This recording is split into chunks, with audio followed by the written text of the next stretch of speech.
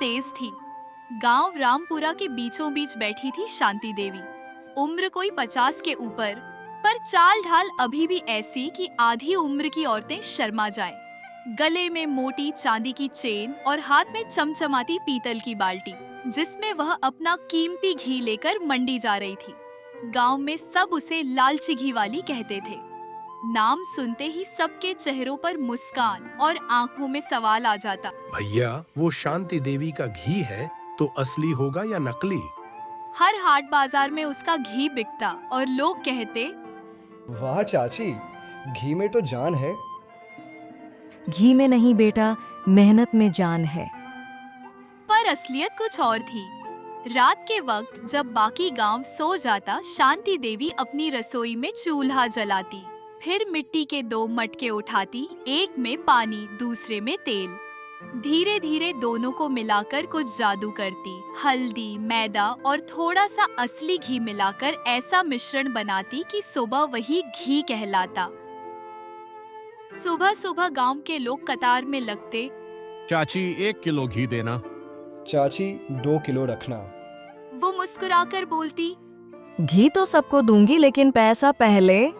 उसका लालच केवल पैसे तक सीमित नहीं था, वो इज्जत और ताकत दोनों चाहती थी।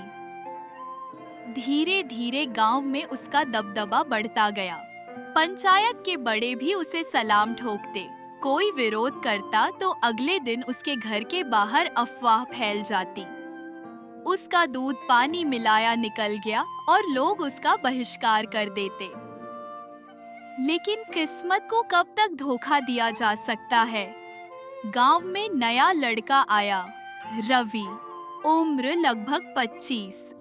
शहर से पढ़ाई करके लौटा था और उसने अपने पिता की पुरानी डेयरी फिर से शुरू करने की ठानी।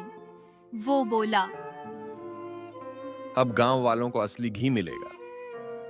शांति देवी को खबर लगी तो उसका चेहरा पीला पड़ गया। अरे ये छोरा तो मेरा धंधा चौपट कर देगा। उसने तुरंत चाल चली। रवि के घर पहुंचकर बोली, बेटा, सुना है तू भी घी का काम शुरू कर रहा है। बहुत अच्छा काम है, पर ध्यान रखना, गांव के लोग सस्ते में ही खरीदते हैं। मेरे पास पुराना ग्राहक वर्ग है, चाहो तो साझेदारी कर लो।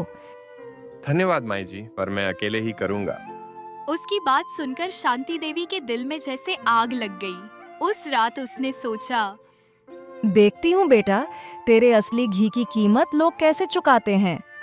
अगले दिन रवि का पहला स्टॉल लगा। उसने शुद्ध देसी घी रखा। महक इतनी कि पूरी मंडी में खुशबू फैल गई।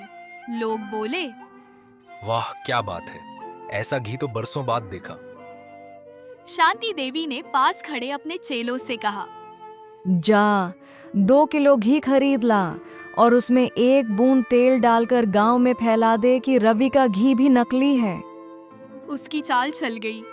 2 दिन में अफवाह उड़ी। अरे, उस रवि का घी तो भी पानी मिला है, असली तो शांति देवी का ही है। रवि परेशान हो गया। मैं तो ईमानदारी से काम कर रहा हूँ, फिर ये झूठ कौन फैला रहा है? गांव के लोग बोले, कौन जाने बेटा, पर बात सच लगती है। शांति देवी तो सालों से यही काम कर रही है। एक शाम रवि ने सोचा, अब या तो सच्चाई सामने लानी होगी या ये औरत सबका भरोसा खा जाएगी।